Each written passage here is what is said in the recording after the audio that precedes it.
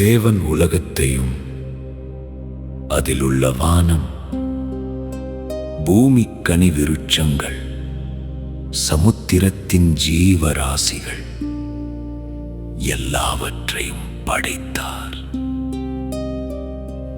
ஆணும் பெண்ணுமாக சகல பறவைகளையும் மிருகங்களையும் படைத்தார். மனிதனை தன்னுடைய சாயலாக படைத்தார். அதன் பின்பு மனுஷன் தனிமையாயிருப்பது நல்லதல்ல, ஏற்ற துணையை அவனுக்கு உண்டாக்குவேன் என்றார். மனுஷனின் விலா எலும்பை எடுத்து அதை மனுஷியாக உருவாக்கினார். ஆதாம், இவள் என் எலும்பில் எலும்பும் என் மாம்சத்தில் மாம்சமுமாயிருக்கிறாள். இவள் மனுஷனிலிருந்து எடுக்கப்பட்டபடியால் மனுஷி எண்ணப்படுவாள் என்றான். இதனிமித்தம் புருஷன் தன் தகப்பனையும் தன் தாயையும் விட்டு தன் மனைவியோடே இசைந்திருப்பான். அவர்கள் ஒரே மாம்சமாயிருப்பார்கள் என்றான்.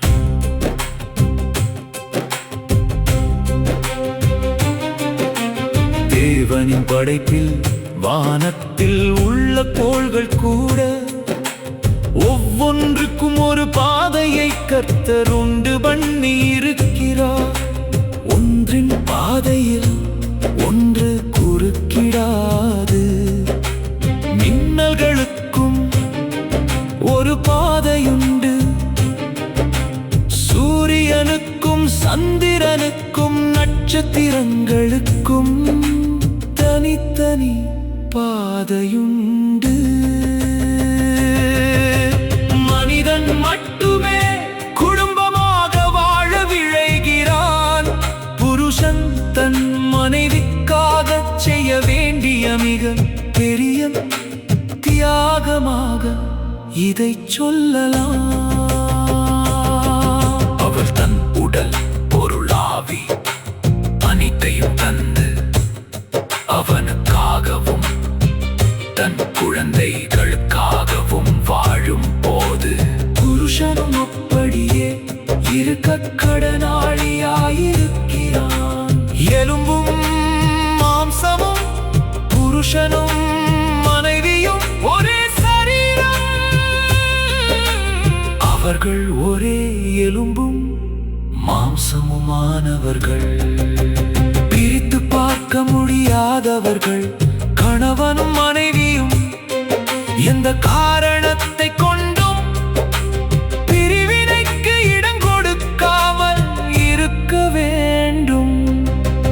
அன்பில் குறைவோ இரகசியங்களோ இல்லாதவாறு இணைந்திருக்க வேண்டும்.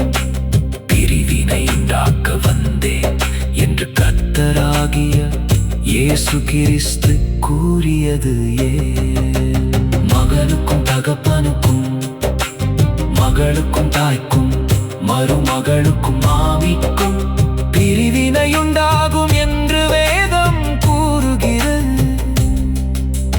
கர்த்தர் மனிதன் தனியாயிருப்பதை விரும்பாதவர், துணையை தந்தவர்.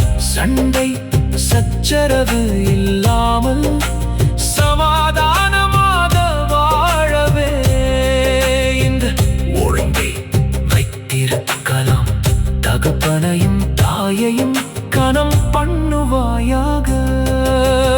அவர்களை அனாதையாக்காமல் கடமை செய்து பராமரிக்க வேண்டும். சமுதாயத்தையும் நேசிக்க வேண்டும். ஒருவன் விழுந்தால் அவன் உடனாளி அவனை தூக்கி விடுவான். இருவர் கூடியிருப்பது நலம். சிநேகிதருள்ளவன் சிநேகம் பாராட்ட வேண்டும்.